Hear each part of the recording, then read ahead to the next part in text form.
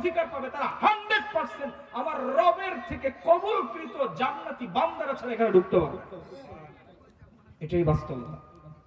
এই জন্য আল্লাহ পাক রব্বুল আলামিন আমাদেরকে যাদেরকে আসার ও বসার তৌফিক দিয়েছেন, আল্লাহ পাক আমাদেরকে যতটুকু কথা হবে সংক্ষিপ্ত পরিসরে কথা হবে, কথাগুলোর উপরে যেন আমরা আমল করতে পারি, আল্লাহ পাক সেই তৌফিক আমাদেরকে দান করে। আমি আপনাদের সামনে পবিত্র কোরআনের ছোট্ট একটা সূরা 109 নম্বর সূরা তেলাওয়াত করেছি। পবিত্র কোরআনের সূরা কয়টি? সবাই বলেন তো কয়টি? এই পাশ থেকে একজন বলো, সূরা কয়টি কোরআনে? তোমরা আরেকটু সামনের দিকে এগিয়ে এসো, কথা বলা যাবে না, ঠিক আছে? এটা ক্লাস, আমাদের এটা ক্লাস, যতক্ষণ কথা হবে এটা ক্লাস। আমি হচ্ছে আপনাদের জন্য আজকে অল্প সময়ের জন্য শিক্ষক, আপনারা আমার স্টুডেন্ট। আবার আপনি এখানে বসবেন, আপনি আমার ওস্তাদ, আমি আপনার ছাত্র হয়ে যাব, ঠিক কিনা? তো আমরা তো কিছু শিখতে আসছি, এত কষ্ট করে, এত সামিয়ানা, এত টাকা খরচ করে, এত কিছু করে, শুধু কি মেহমানদারি, এক পেট খামু, এটাই আমাদের ইচ্ছা? কোরআন হাদিসের থেকে কিছু শিখবো না আমরা? এই সিস্টেমটাকে আমাদের পরিবর্তন করা দরকার। আমরা যখন নোয়াখালী, কুমিল্লা, লক্ষ্মীপুর ওদিকে যখন প্রোগ্রাম করতে যাই, বিশ্বাস করেন বাদ আলোচনা করি, সেখানে মাঠে জায়গা হয় না, লোকে কোনো খাবারের ব্যবস্থা নেই, কোনো মেহমানদারি নাই। আমাদের বিক্রমপুরে আমাদের মুরব্বীরা এই অভ্যাসটা খারাপ করে দিয়ে গেছে। এই প্রচলনটা আমাদেরকে অনেক খারাপ করছে। মানে মাহফিলটাই কেমন শুধু মেহমানদারির ব্যবস্থা, আর কিছু না। যদি অন্য উদ্দেশ্য থাকতো এলাকাবাসীর, তাহলে কিন্তু এই যে প্যান্ডেল, সামিয়ানা, এত কিছু, এটা কিন্তু মাহফিলের প্রকৃত উদ্দেশ্য নয়, প্রকৃত সফলতা নয়। প্রকৃত সফলতা তখনই অর্জন হতো যখন এলাকার সকলে আজকে স্বতঃস্ফূর্তভাবে প্রথম থেকে শেষ পর্যন্ত এখানে বসে কোরআন হাদিস থেকে রব্বে কারীমের দেওয়া ঘোষণা এখান থেকে শুনতো, শ্রবণ করত, সেখান থেকে কিছু শিখতো, সেখান থেকে নিজের জীবনটাকে পরিবর্তন করত। এরপরে সর্বশেষ যাওয়ার আগে আল্লাহ পাক দুটো মেহমানদারির ব্যবস্থা করতো, বাস এটা হতো মাহফিলের পরিপূর্ণতা। কিন্তু আজকে আমাদের সমাজে যেটা হচ্ছে, এটা কিন্তু মাহফিলের পরিপূর্ণ হক আদায় হচ্ছে। তো আমি আপনাদের সামনে, মনে রাখবেন আলোচনাটা, খেয়াল রাখবেন, আমার সাথে থাকবেন। আমাদের এত বেশি লোক প্রয়োজন নেই, আমি প্রথমেই বলছিলাম যেটা হচ্ছে ভিআইপি সার্ভিস, ভিআইপি এরিয়া। এখানে আবার সবাই আসতেও পারবে না, এখানে ভিআইপি লোকরাই আসবে। এজন্য যে কয়জনই আমরা এসেছি, আমরা যা 2-4টা কথা হবে আমরা খুব গুরুত্ব সহকারে ইনশাআল্লাহ শ্রবণ করব। পবিত্র কোরআনের সূরা তাহলে কয়টা? 114টি। এই 114টি সূরার ভিতরে আমি তেলাওয়াত করেছি 109 নম্বর সূরা। কত নম্বর? 109 নম্বর সূরা। এই সূরাটার ভিতরে আয়াত আছে 6টি। আয়াত কয়টি? আমি প্রশ্ন করলে উত্তর দিবেন, এছাড়া কোনো কথা এখানে বলবেন না ইনশাআল্লাহ। তাহলে আয়াত কয়টি? 6টি। শব্দ আছে 26টি। শব্দ কয়টি? 26টি। এই সূরার ভিতরে অক্ষর আছে 74টি। অক্ষর কয়টি? 74টি অক্ষর। তাহলে আমি যদি আপনাদেরকে প্রশ্ন করি, আজকে আমি খুতবায় যে সূরা তেলাওয়াত করেছি, এটা পবিত্র কোরআনের কত নম্বর সূরা? 109 নম্বর। মাশাআল্লাহ, সবার খেয়াল এদিকে আছে, এটাই চাই আমরা। সূরার আয়াত কয়টি? 6টি। শব্দ 26টি। শব্দ কয়টি? 26টি। অক্ষর 74টি। মাশাআল্লাহ, আল্লাহ কবুল করুক আমাদেরকে। এই সূরাটা বিশ্ব নবীর উপরে মক্কাতে নাজিল হয়েছে। কোথায়? মক্কাতে। আমার নবীজির জীবনটা 2 ভাগে বিভক্ত ছিল, মক্কি জিন্দেগি এবং মাদানী জিন্দেগি। মক্কাতে এবং মদিনাতে নবীজি তার জীবনকে অতিবাহিত করেছেন। মক্কাতে থাকা অবস্থায় যে সূরাগুলো নবীজির উপর বিভিন্ন প্রেক্ষাপটে নাজিল হয়েছে, এই সূরাগুলো মক্কি সূরা। আর যেগুলো মদিনাতে নাজিল হয়েছে এগুলা মাদানী সূরা। আজকে আমরা যে সূরাটার আলোচনা করব, এই সূরাটা নাজিল হয়েছে কোথায়? নবীজির মক্কি জীবনে। এই সূরার নাম হচ্ছে সূরাতুল কাফিরুন। সূরার নাম কি বলেন? সূরাতুল কাফিরুন। বিশ্বনবী জনাবে মুহাম্মদুর রাসূলুল্লাহ সাল্লাল্লাহু আলাইহি ওয়াসাল্লাম বলেন, লাইসা ফিল কুরআন আশাদ্দু গায়যাল লিইবলিস মিনহা। পবিত্র কোরআনের ভিতরে 114টি সূরার ভিতরে একমাত্র এই সূরাতুল কাফিরুন ব্যতীত আর অন্য কোন সূরা এমন নাই যেই সূরাটা বান্দা যখন তেলাওয়াত করবে ইবলিস শয়তান এত পরিমাণ রাগান্বিত হয়, এত পরিমাণ গোস্সা হয়ে যায়। অন্য কোন সূরা তেলাওয়াত করলে শয়তান এতটা গোস্সা হয় না। কথা বুঝতে পারছেন? তার মানে সূরাতুল কাফিরুন যখন কোন বান্দা তেলাওয়াত করে তখন রাগান্বিত হয়ে যায়, গোস্সা হয়ে যায় কে? শয়তান। কে গোস্সা হয়? শয়তান। আমরা কি শয়তানকে গোস্সা করতে চাই না খুশি করতে চাই? আল্লাহু আকবার। নবীজি সাল্লাল্লাহু আলাইহি ওয়াসাল্লাম আরো বলেন, ইন্নাহা রুবুল কুরআন, এই সূরাটা যেই বান্দা তেলাওয়াত করবে পবিত্র কোরআন 1/4 তেলাওয়াত করলে যে সওয়াব হবে আল্লাহ পাক রব্বুল আলামিন তার আমলনামায় 7.5 পারা কোরআন পড়ার সওয়াব দিয়ে দিবে। পবিত্র কোরআন কয় পারা? 30 পারা। কত পারা? 30 পারা। 1/4 অর্থাৎ 7.5 পারা। অর্থাৎ এই সূরাটা যখন কোনো বান্দা তেলাওয়াত করবে তখন তার আমলনামায় 7.5 পারা কোরআন তেলাওয়াতের সওয়াব দিয়ে দিবেন কে? আরো জোরে বলেন কে? একদিন নবীজি সাল্লাল্লাহু আলাইহি ওয়াসাল্লাম নামাজের পরে সাহাবীদেরকে বললেন,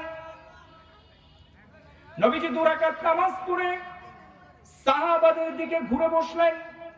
নবীজি সাহাবীদেরকে বললেন, ও আমার সাহাবারা, আমি প্রথম রাকাতে কোরআনের 1/4 তেলাওয়াত করেছি, দ্বিতীয় রাকাতে পবিত্র কোরআনের 1/3 আমি নামাজের ভিতরে তেলাওয়াত করেছি।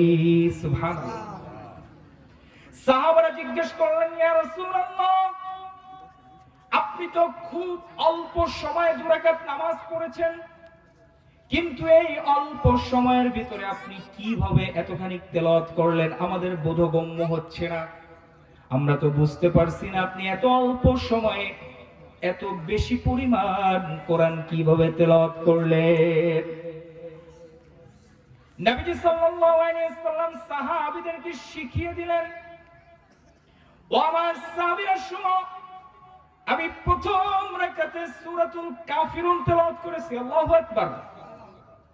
দ্বিতীয় রাকাতে আমি সূরাতুল ইখলাস তেলাওয়াত করেছি।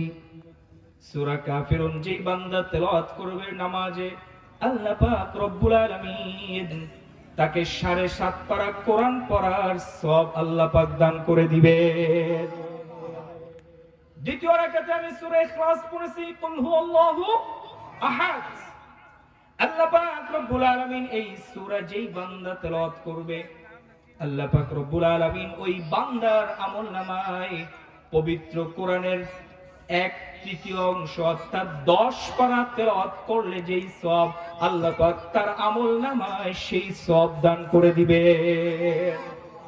তাহলে এখান থেকে আমরা একটা আমল শিখতে পারি না? বলেন, যদি আমি প্রথম রাকাতে সূরা কাফিরুন তেলাওয়াত করি, এটা তো মোটামুটি সবাই পারি, আমরা পারি না? বলেন, সহজ যে 10টা সূরা আছে যেটা আমরা ছোটবেলা থেকে যারা আলেম না সাধারণ সবাই কিন্তু কম বেশি শিখছি এই সূরাগুলো।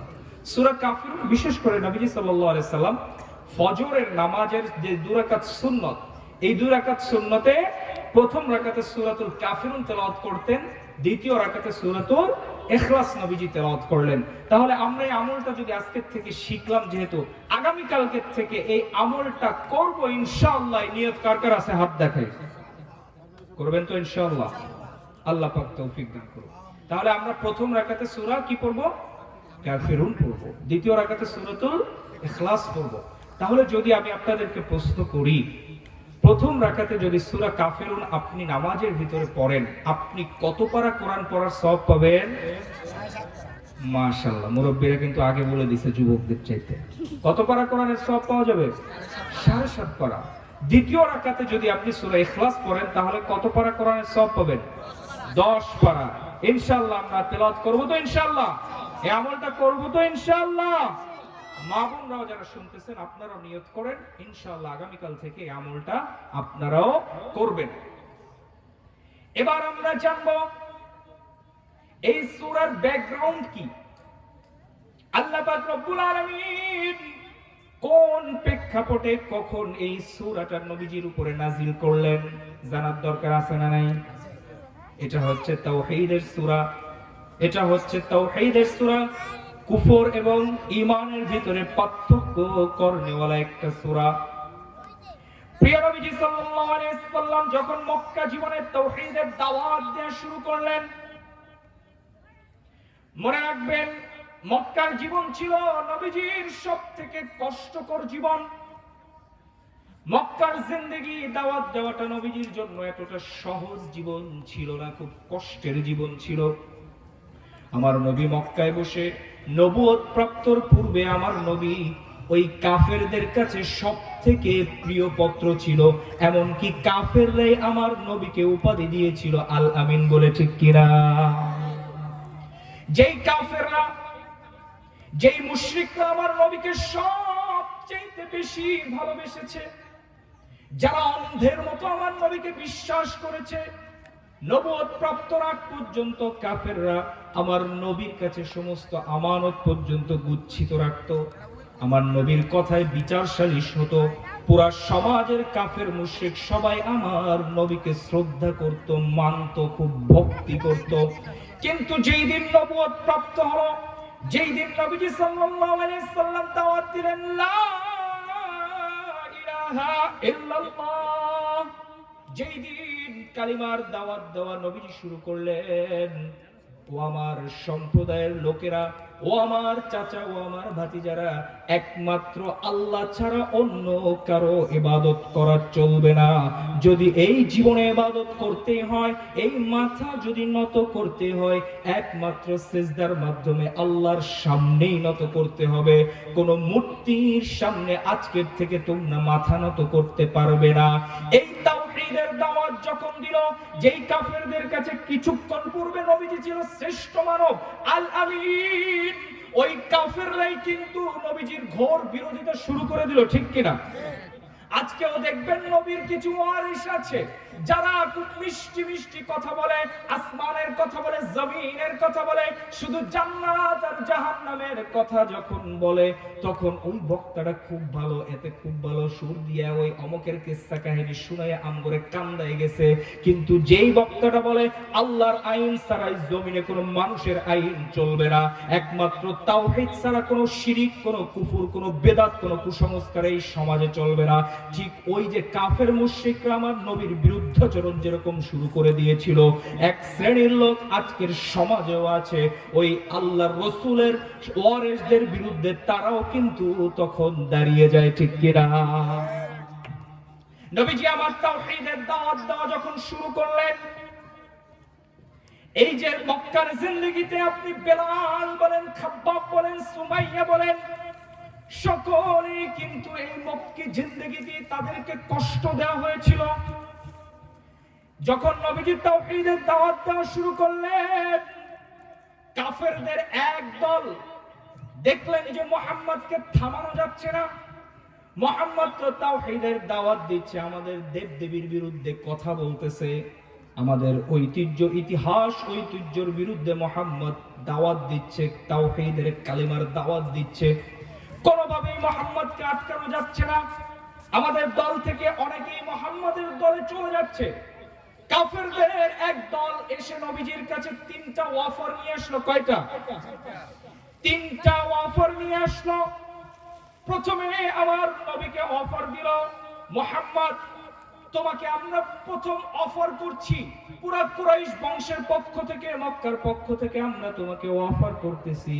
এক নাম্বার অফার, এই মক্কার ভিতরে নয়, শুধু গোটা পৃথিবীর ভিতরে সবচেয়ে বেশি ধনী আমরা তোমাকে বানিয়ে দিব।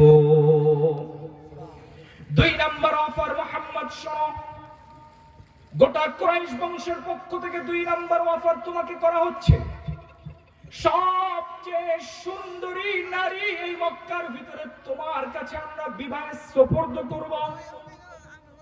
তাহলে সবচেয়ে ধনী তুমি হয়ে যাবে, সবচেয়ে সুন্দরী স্ত্রীর স্বামী তুমি হয়ে যেতে পারবে। এরপরে তৃতীয় নাম্বার তোমার ক্ষমতার দরকার। মনে রেখো মক্কার সবচেয়ে বেশি ক্ষমতা আমরা তোমাকে দিয়ে দিব।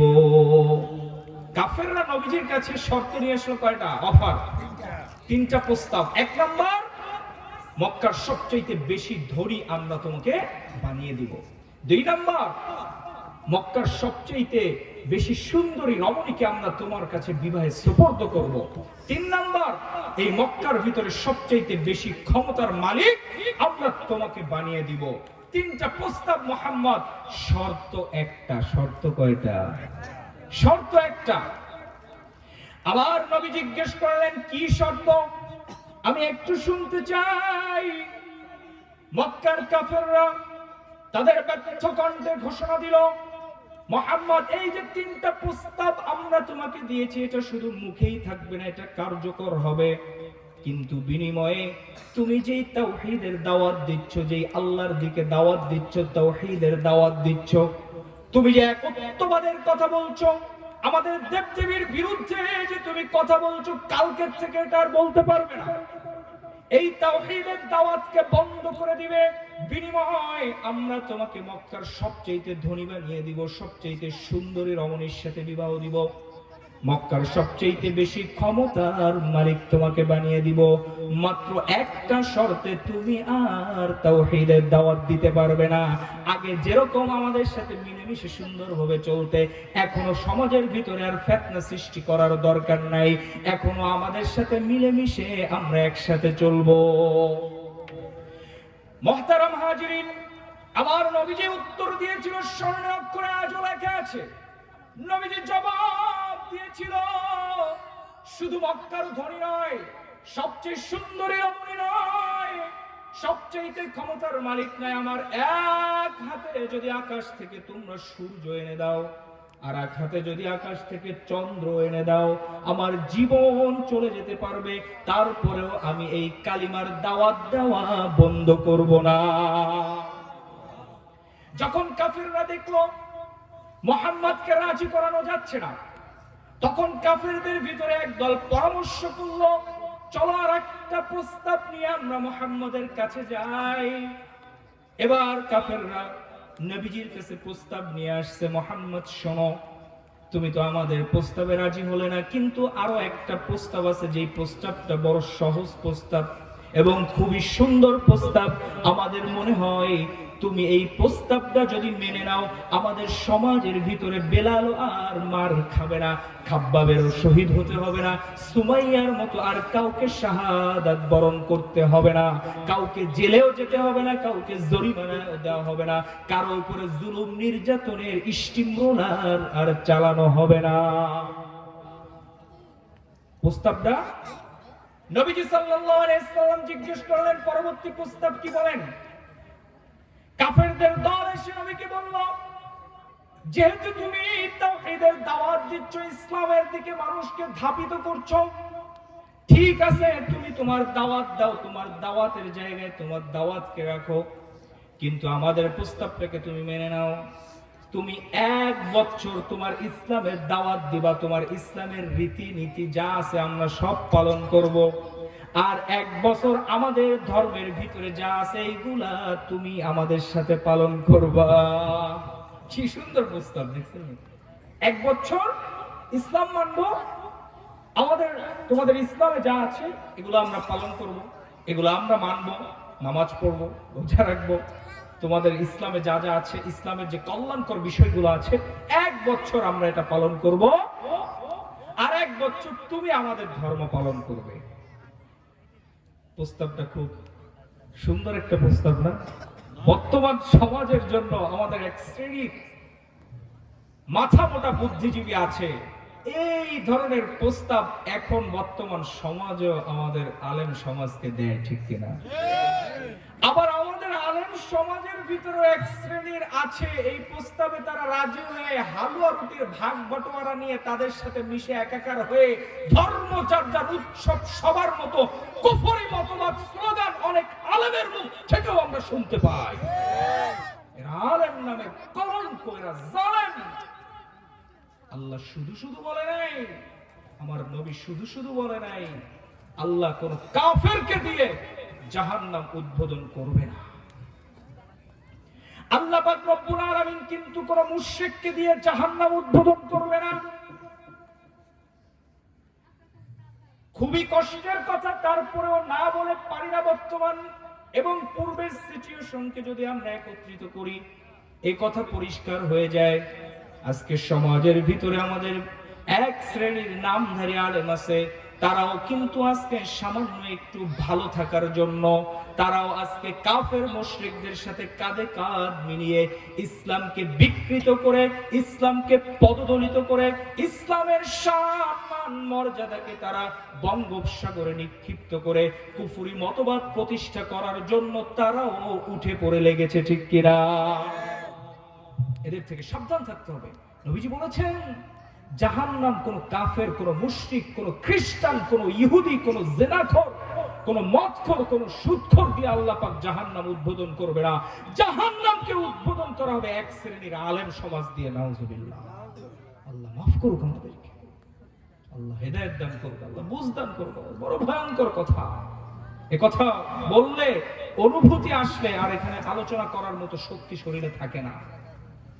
কারণ সমাজের ভিতরে তো আলেম সেজে বসে রয়েছি আমরা, না জানি কোন দিকে যাচ্ছি, কোথায় স্রোত যাচ্ছে, কোন দিকে না জানি গা ভাসিয়ে চলে যাই জাহান্নামের লাকড়ি হিসেবে। আল্লাহ না জানি আমাদেরকে প্রথমেই জাহান্নামে ফেলে দেয় কিনা। দোয়া চাই আল্লাহ পাক যেন আমাদেরকে সেই ভয়ঙ্কর অবস্থা থেকে আমাদেরকে মুক্তি দান করে। এই প্রস্তাব যখন কাফেররা দিল, 1 বছর আমরা ইসলাম মানব, ইসলামের যে কল্যাণগুলো আছে এগুলো আমরা পালন করব, আর 1 বছর আমাদের যে পূজা টুজা আছে, আমাদের যা যা আছে এগুলো তুমি পালন করবা। বাস, আমাদের ভিতরে কোনো বিভক্তি থাকবে না, কোনো দ্বিধাদ্বন্দ্ব থাকবে না। এই প্রেক্ষাপটে নবীজি সাল্লাল্লাহু আলাইহি সাল্লাম চুপ থাকলেন। নবীজি কোনো উত্তর দিলেন না, কারণ আমার নবী মন গড়া কোনো কথা বলে। আমার নবী অপেক্ষা করলেন আল্লাহ পাক রব্বুল আলামিন কি মেসেজ তার জন্য পাঠায়। নবীজি চুপ করে থাকলেন। জিবরিল আলাইহিস সালাম সাথে সাথে চলে আসলেন, এসে নবীজিকে দাঁড়ায় দিলেন। কুল ইয়া আইয়ুহাল কাফিরুন। হ্যাঁ নবী আপনি বলে দেন, হে মুহাম্মদ আপনি বলে দেন, ইয়া আইয়ুহাল কাফিরুন, হে কাফের সম্প্রদায়, লা আ'বুদু মা তা'বুদুন, তোমরা যার ইবাদত করো আমি তার ইবাদত করি না, আমি তার ইবাদত করতে পারি না। তোমরা যার উপাস্য করো, তোমরা যাকে ইবাদত করো, যাকে তোমরা সিজদা করো, আমি মুহাম্মদ তার ইবাদত করতে পারবো না। লাকুম দীনুকুম ওয়ালিয়া দীন। এইখানে আল্লাহ পাক পার্থক্য করে দিলেন শিরক এবং ঈমানদারদের ভিতরে, তাওহীদ এবং শিরকের ভিতরে আল্লাহ পাক পার্থক্য দেয়াল করে দিলেন। আল্লাহ পাক বললেন লাকুম দীনুকুম ওয়ালিয়া দীন। মুহাম্মদ আপনি বলে দেন, তোমার দিন তোমার জন্য, আমার দিন আমার জন্য। তোমারটা আমি কোশ্চিন কালেও মানতে পারবো না, তুমিও আমারটা মেনো না। তুমি তোমারটা মানো, আমি আমারটা মানবো। আমার ইসলাম, আমি ইসলাম নিয়ে প্রাউড ফিল করি, কারণ আমার এই ধর্ম, আমাকে ইসলাম, এটা কোনো মানব রচিত তন্ত্র মন্ত্র নয়, এটা আমাদের দ্বীন, এটা আমাদের ইসলাম জীবন বিধান, লাইফ কোড, এটা আল্লাহ পাকের পক্ষ থেকে এসেছে। আমরা চ্যালেঞ্জ করে বলতে পারি পৃথিবীতে এমন দ্বিতীয় কোনো ধর্ম নেই যেই ধর্ম আল্লাহর পক্ষ থেকে এসেছে। আছে এরকম কোন ধর্ম? আপনি যদি শ্রদ্ধার সহিত, বিনয়ের সহিত, আমি যদি আমার হিন্দু ভাইদেরকে জিজ্ঞেস করি আপনাদের ধর্মটা কোথা থেকে আসলো, আমার হিন্দু ভাইরা কিন্তু সঠিকভাবে জবাব দিতে পারবে না, কারণ তাদের কিন্তু প্রভুর অভাব নাই। বড়ই কষ্ট লাগে, খুবই কষ্টের সহিত আজকে বলতে হয়, আজকে আমাদের রুচি কোথায় নেমে গেছে। আজকে প্রভু একমাত্র কে? আমাদের রব আল্লাহ হচ্ছে, তিনি আমাদের রব, তিনি আমাদের সব। আজকে প্রভু আল্লাহকে প্রভু বাদ দিয়ে লক্ষ কোটি কোটি দেবতাকে তারা প্রভু বানিয়েছে। আল্লাহ পাক রব্বুল আলামিন তাদেরকে সঠিক বোঝার তৌফিক দান করুক। যাই হোক, ওদিকে আমরা যাব না। এখানে আল্লাহ পাক রব্বুল আলামিন কি এখানে ধর্ম নিরপেক্ষতার কথা বলেছেন না ধর্মের পক্ষে কথা বলেছেন? আল্লাহ ধর্মের পক্ষে বলেছেন।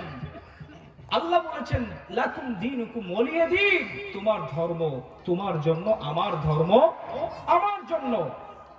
মনে রাখবেন আল্লাহ পাক আমাদেরকে যে ইসলাম দিয়েছে, এই ইসলামটা আল্লাহ পাক আমাদেরকে ভালোবেসেই দিয়েছে, ঠিক কিনা?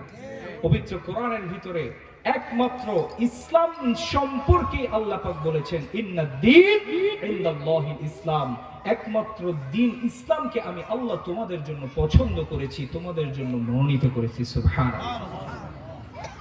আপনি ইসলামের কিছু মানবেন আর কিছু মানবেন না, এটা কিন্তু হবে না। কারণ আমরা মুসলমান। আমরা কি?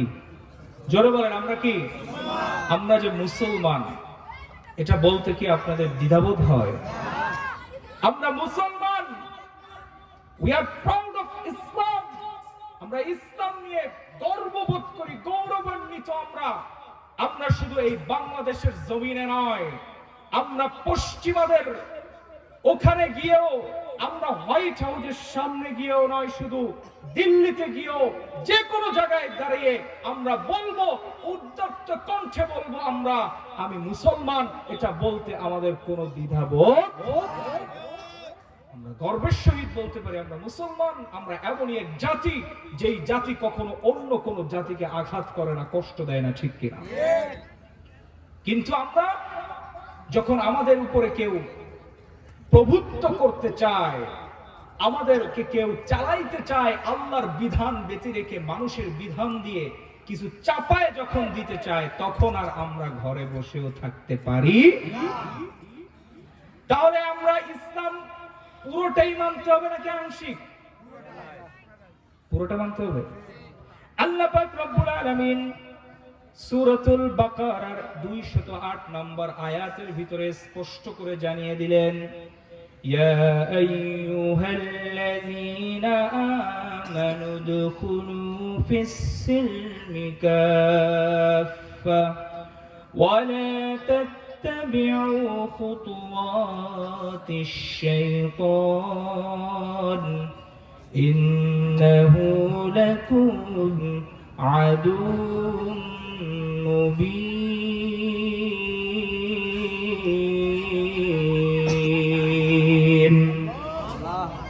আল্লাহ পাক রব্বুল আলামিন এখানে আমাদেরকে স্পষ্ট মেসেজ দিলেন, ইয়া আইয়ুহাল্লাযীনা আমানু, হে ঈমানদারেরা, উদখুলু ফিস-সিলমি কাফফা, তোমরা ইসলামের ভিতরে পরিপূর্ণ প্রবেশ করো।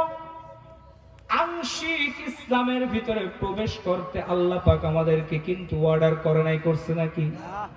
আপনি ইসলামের কিছু মানবেন, কিছু ছাড়বেন, আপনি কিন্তু পরিপূর্ণ মুসলমান হতে পারবেন না, ঠিক কিনা? আমি কিন্তু মানুষ কিনা? এখন আমি যদি আপনাকে প্রশ্ন করি, আমার চোখটা কি? আমার চোখটা কি শুধু মানুষ নাকি? আমার হাত কি শুধু মানুষ নাকি? আমার কানটা কিন্তু শুধু মানুষ নয়। আমার চোখ, হাত, পা, কান কিন্তু শুধু মানুষ নয়, এগুলোকে কিন্তু মানুষ বলে না। চোখ, হাত, পা, কান সবগুলোর সমষ্টিগত একজনকেই মানুষ বলা হয়, ঠিক কিনা? আরেকটু যদি আপনাদেরকে এক্সাম্পল দিয়ে বুঝাই, আপনি এখান থেকে গুলিস্তান যাবেন। আচ্ছা, গুলিস্তান যাবেন, আপনি বৈশাখীতে উঠছেন। বৈশাখীতে ওঠার পরে এক পা আপনি গাড়ির ভিতরে দিচ্ছেন, আর এক পা বাইরে দিয়ে ঝুলতে ঝুলতে আপনি যেতে পারবেন ঢাকা পর্যন্ত। কিছু দূর যাওয়ার পরেই যখন আপনি হয়তো আপনাকে তখন কন্ট্রাক্টর বলবে, ভাই আপনাকে মাথা নষ্ট হয়েছে, হয়তো ভিতরে ঢুকে নয়, কথা কয় না, হয়তো ভিতরে ঢুকে নয়। সুতরাং আল্লাহ পাক আমাদেরকে বলেছেন পরিপূর্ণ ইসলামের ভিতরে প্রবেশ করো। শুধু নামাজে ইসলাম খুঁজো না, শুধু যাকাতে ইসলাম খুঁজো না, শুধু হজ করতে গেলে হজের মৌসুমে ইসলাম, আর কোন জায়গায় তোমার ইসলাম নাই না। হয়তো পরিপূর্ণ ইসলামের ভিতরে ঢোকো, তোমার ব্যক্তিগত জীবনে ইসলাম আছে, তোমার পারিবারিক জীবনে ইসলাম আছে, তোমার রাষ্ট্রীয় জীবনে ইসলাম আছে, তোমার অর্থনীতিতে ইসলাম আছে, তোমার রাজনীতিতেও ইসলাম ইসলাম আছে। আল্লাহ পাক রব্বুল আলামিন তুমি দুনিয়ার আলো দেখার পর থেকে কবর জগতে যাওয়ার আগ পর্যন্ত তোমার প্রতিটা সেকেন্ড আল্লাহ পাক ইসলাম তোমাকে জীবন বিধান তোমাকে দিয়েছে। হয়তো এটার ভিতরে প্রবেশ করো, নাইলে পরিপূর্ণ ইসলাম ছেড়ে কাফের মুশরিকদের সাথে অন্তর্ভুক্ত হয়ে যাও, ঠিক কিনা? আপনি এক পাও বাসের ভিতরে আর এক পাও বাসের বাইরে দিয়ে আপনি ঝুলা কিন্তু ঢাকা যাইতে, ওই যে আমাকে ড্রাইভার ভাই আছে জিগেন না, এই যে বলছে কি ড্রাইভার দিবেন না যাইতে, হ্যাঁ দিবেন না। আচ্ছা, আমরা মশারিটা নাই কেন? মশার থেকে বাঁচার জন্য, ঠিক কিনা? এখন আপনি মশারি টানাইছেন, মশারির ভিতরে 4 জন ঘুমাবেন, এখন জায়গা হচ্ছে না, মশারির ভিতরে একটু চাপাচাপি হচ্ছে, এখন আপনি একটা হাত মশারির থেকে বাইর করে আর বাকি শরীর ভিতরে ঘুমাবেন, হ্যাঁ? এক হাত বাইরে রাখবেন। এই এক হাত না, আপনি যদি 1 আঙ্গুল পরিমাণেও যদি আপনি বাহিরে রাখেন, মশা আপনার আঙ্গুলের 12টা বাজায় লাগবে, ঠিক কিনা? ঠিক তেমনি ভাবে আমি আপনি মুসলমান, আমাদের ধর্ম ইসলাম, আমাদেরকে আল্লাহ পরিপূর্ণ ইসলামের ভিতরে দাখিল হইতে বলছে। এক বিন্দু পরিমাণ আপনি অনিসলামিক কিছু জীবনের ভিতরে প্রবেশ করাইবেন, ওই মশা যেরকম 12টা বাজায় দিবে, আপনার ঈমানেরও ঠিক 12টা বেজে যাবে, ঠিক কিনা?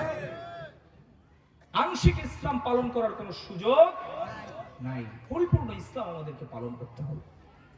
মনে রাখবেন, আল্লাহ পাক রব্বুল আলামিন আমাদেরকে এমন কোন ধর্ম দেন নাই, এমন কোন জীবন বিধান দেন নাই যেটার ভিতরে কোনো কিছুর কমতি আছে। আছে নাকি? কথা কয় না, আছে। আল্লাহ পাক রব্বুল আলামিন আমাদেরকে পরিপূর্ণ জীবন বিধান দান করেছেন।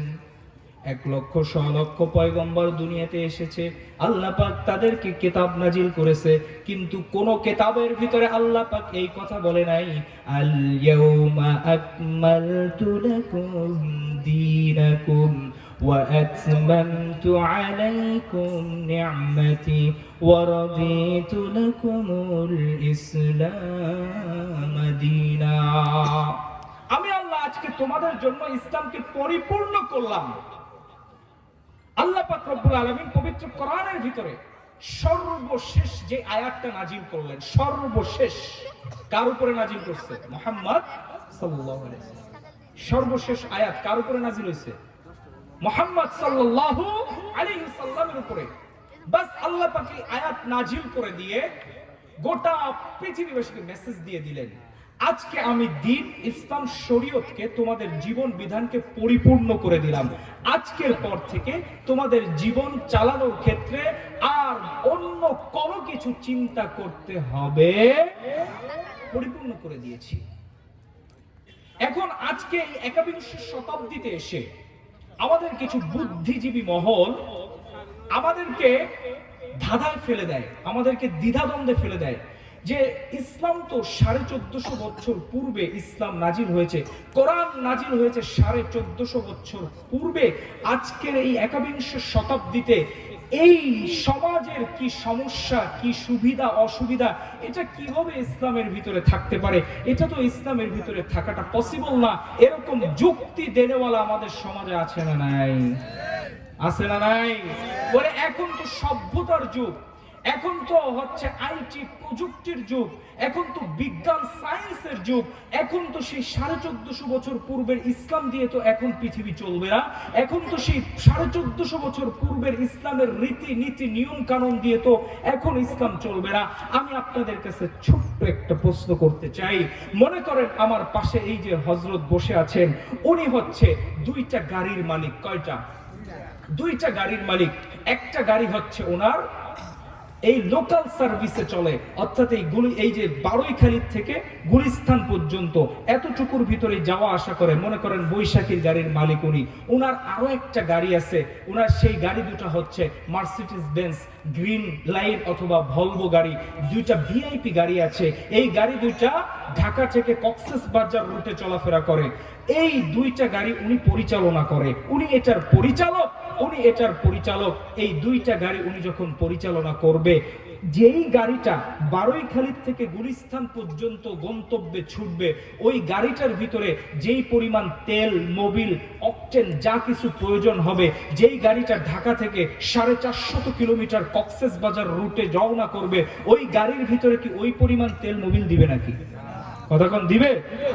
আরো যদি ভালো করে বুঝতে চাই, কিছু বিমান আছে ডোমেস্টিক এরিয়াতে চলে, ঢাকা থেকে চিটাগং, ঢাকা থেকে কক্সবাজার, ঢাকা থেকে সিলেট, ঢাকা থেকে খুলনা।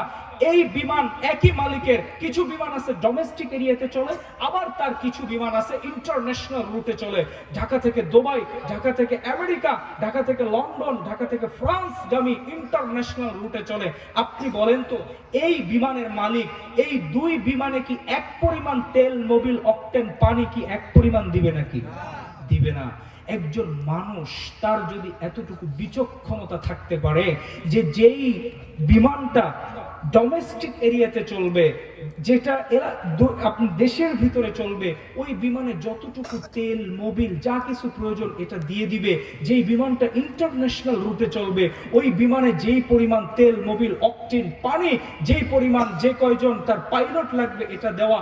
ও দুনিয়ার মানুষ, এটা যদি একজন মানুষের বিচক্ষণতার প্রমাণ হতে পারে, আমার রব, আমার মালিক, আমার আল্লাহ, আল্লাহু আলা কুল্লি শাইইন কাদির, সমস্ত কিছুর উপরে যার ক্ষমতা, এই দুনিয়াকে যিনি সৃষ্টি করেছেন কুন ফায়াকুনের মাধ্যমে, শুধু হও বলেছে হয়ে গিয়েছে।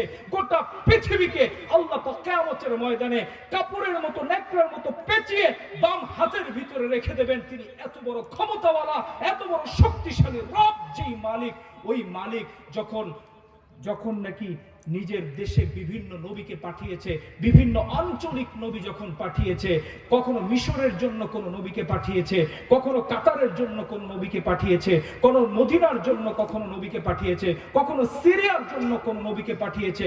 কেউ তখন তারা ইন্টারন্যাশনাল রুটে চলার নবী না। এই যে বিভিন্ন গোত্র কেন্দ্রিক নবী আল্লাহ পাক যখন পাঠিয়েছে, ওই গোত্রের কি সমস্যা আছে, তখনকার মানুষের কি কি প্রবলেম আছে, তখনকার মানুষের জীবনে কি কি ফেস করতে হবে, তাদের জীবনটাকে কিভাবে পরিচালনা করতে হবে, এটা আল্লাহ পাক রব্বুল আলামিন ওই পরিমাণ শরীয়ত, ওই পরিমাণ তেল, মোবিল দিয়েই ওই সমস্ত নবীদেরকে আল্লাহ পাক দুনিয়াতে পাঠিয়েছেন। ঠিক কিনা? সমস্ত নবীদের দরজা বন্ধ। ঈসা আলাইহিস সালাম আসলেন, আল্লাহ পাক ঈসা আলাইহিস সালামকে কিন্তু ইন্টারন্যাশনাল রুটে চলার জন্য নবী করে আল্লাহ পাক পাঠায় নাই, গোত্র কেন্দ্রিক এক দেশের জন্য নবী করে পাঠিয়েছিলেন। তার যতটুকু মোবিল, তেল দরকার ছিল, শরীয়ত দরকার ছিল, আল্লাহ পাক অতটুকু দিয়েই নবী ঈসাকে পাঠিয়েছেন। ঈসা আলাইহিস সালাম দুনিয়া থেকে চলে গেছে, আর কোন নবী দুনিয়াতে আসবে না।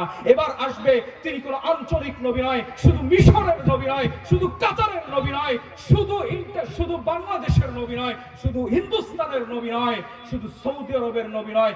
এবার যে নবী দুনিয়াতে আসতেছে, ইন্টারন্যাশনাল রুটে চলার নবী। কিয়ামত পর্যন্ত শুধু নয়, এই আসমান জমিন ধ্বংসপ্রাপ্ত পর্যন্ত শুধু তার নবুয়তি চলবে না, কবরেও তার নবুয়তি চলবে, হাসরেও তার নবুয়তি চলবে, মিজানেও তার নবুয়তি চলবে, ফুলসিরাতেও তার নবুয়তি চলবে, জান্নাতের ভিতরেও ওই নবীর নবুয়তি চলবে।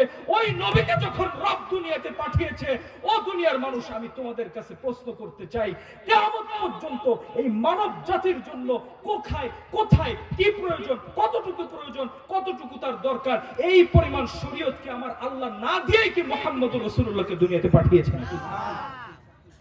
ওই পরিমাণ শরীয়ত, যা কিছু প্রয়োজন, কিয়ামত পর্যন্ত এই মানব সভ্যতার কি কি সমস্যা থাকতে পারে, তাদের ব্যক্তিগত জীবন কিভাবে তারা পরিচালনা করবে, তাদের পারিবারিক জীবন তারা কিভাবে পরিচালনা করবে, তাদের সামাজিক জীবন তারা কিভাবে পরিচালনা করবে, তাদের রাষ্ট্রীয় জীবন তারা কিভাবে পরিচালনা করবে, তাদের অর্থনৈতিক জীবন তারা কিভাবে পরিচালনা করবে, ওয়াল্লাহি আল্লাহর কসম করে বলতে পারি, আল্লাহর কসম করে বলতে পারি, এই সমস্ত কিছুর সমাধান আল্লাহ পাক তার নবীকে দিয়েই দুনিয়াতে পাঠিয়েছেন। ঠিক কি? সুতরাং আজকে যারা বলতে চায় ইসলাম ব্যাকডেটেড, 1450 বছরের পুরনো ইসলাম এখন আর চলবে না, এখন হচ্ছে সভ্যতার যুগ, এখন হচ্ছে বিজ্ঞান প্রযুক্তির যুগ, তথ্য প্রযুক্তির যুগ, আমি আপনাদের কাছে মেসেজ দিয়ে যেতে চাই, যতই তথ্য প্রযুক্তির যুগ হোক না কেন, এই বর্তমান সমাজের মানুষ নানা ধরনের, নানা চিন্তার, নানা চেতনার আছে না নাই? আছে না নাই? আছে। কিন্তু আমি আপনাদেরকে বলতে চাই, আজকে বর্তমান যে পৃথিবীতে আমরা বসবাস করি, এই পৃথিবীর বয়স বেশি না, মাত্র 470 কোটি বছর। কত বছর? জোরে বলেন, কত বছর? 470 কোটি বছর এই পৃথিবীতে আল্লাহ পাক মানব জাতিকে পাঠিয়েছেন, অর্থাৎ এই পৃথিবী আবাদ হয়েছে 11,500 বছর। কত বছর? 11,500 বছর। 19,69,50,000 বর্গ মাইলের এই পৃথিবীটা। সুবহানাল্লাহ। এই পৃথিবীতে 950 কোটি মানুষের বসবাস। বর্তমানের কথা বলছি, কত? 950 কোটি মানুষের এই পৃথিবীতে বসবাস। 232টার উপরে দেশ আছে। এই 232টা দেশের ভিতরে 57টা আছে ওআইসি, অর্থাৎ ওয়ার্ল্ড ইসলামিক অর্গানাইজেশন, অর্থাৎ মুসলিম দেশ আছে 57টি ওআইসি ভুক্ত দেশ। এই 232টি দেশের ভিতরে 57টি মুসলিম দেশ। আপনারা বড়ই আশ্চর্য হবেন, অবাক হবেন যদি স্বাভাবিক দৃষ্টিতে আপনি চিন্তা করেন, এই পৃথিবীতে 232টার উপরে দেশের ভিতরে, এই 57টা দেশের ভিতরেই আমাদের ইসলাম নিয়ে আলোচনা, ইসলাম নিয়ে কথা, ইসলাম নিয়ে পড়াশোনার কথা ছিল। কিন্তু আপনি বড়ই আশ্চর্য হবেন, বর্তমান পৃথিবীতে 194টা দেশের উপরে আমার আপনার ইসলাম নিয়ে চর্চা হচ্ছে, ইসলাম নিয়ে পড়াশোনা হচ্ছে, নবীর সুন্নত নিয়ে গবেষণা হচ্ছে।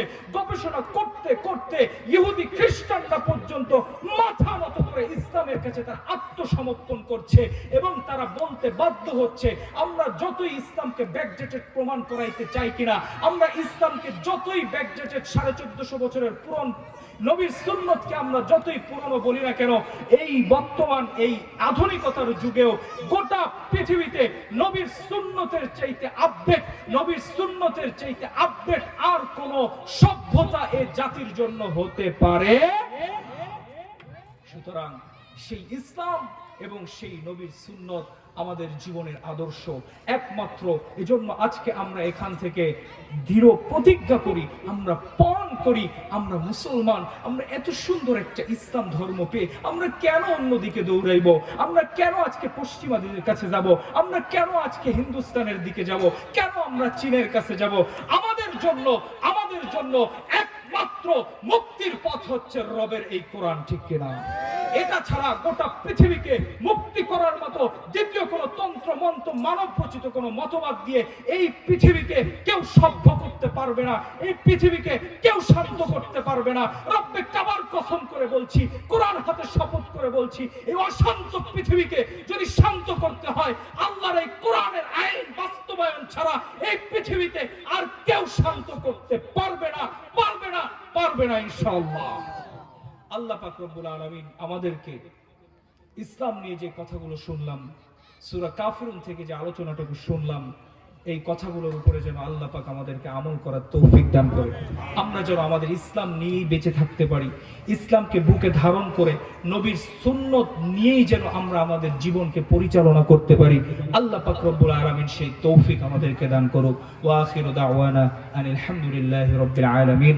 আসসালামু আলাইকুম ওয়া রাহমাতুল্লাহি ওয়া বারাকাতুহু।